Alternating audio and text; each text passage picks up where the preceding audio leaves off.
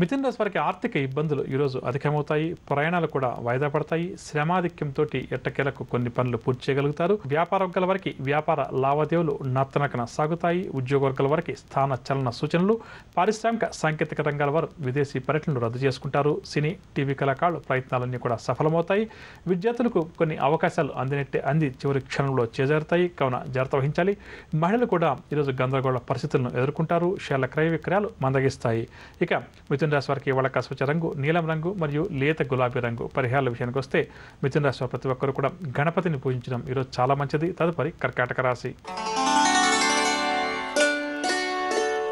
కర్కాటక రాశి వారికి ఆర్థిక ఇబ్బందులు ఎదురవుతాయి. ప్రయాణాలు కూడా వాయిదా వేస్తారు. ఆప్తులతోటి వివాదాలు కూడా ఈ రాశి వారికి తప్పవు. ఆరోగ్య విషయానికి వస్తే గొంతు సంబంధిత రుగ్మత వల్ల కొంతవరకు ఈరోజు వీరికి ఇబ్బందికరంగా ఉంటుంది. వైద్యుల సలహాలు సూచనలు అవసరమని చెప్పవచ్చు.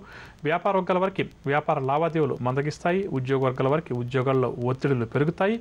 రాజకీయ వైద్య రంగాల వారికి మానసిక అశాంతి అధికమవుతుంది. సినీ రంగం వారికి కొంత గందరగోళంగా గడుస్తుంది. విద్యార్థులకు కూడా చికాకులు తప్పవు. మహిళలకు మానసిక అశాంతి మరింత అధికమవుతుంది.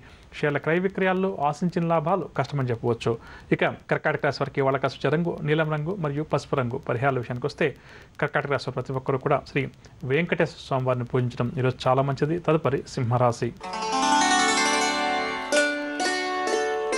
సింహరాశి వారు ముఖ్యమైన వ్యవహారాల్లో విజయం సాధిస్తారు. గృహం వాహనాలు కూడా కొనుగోలు చేస్తారు. సన్నిధులతోటి కూడా ముఖ్య విషయాలు చర్చిస్తారు. ఉద్యోగుల వరకు ఉద్యోగాల్లో ఉన్నత హోదాలు దక్కుతాయి. రాజకీయ వైద్య రంగాల వరకు అప్రయత్నంగా కొన్ని కార్యక్రమాలు పూర్తవుతాయి.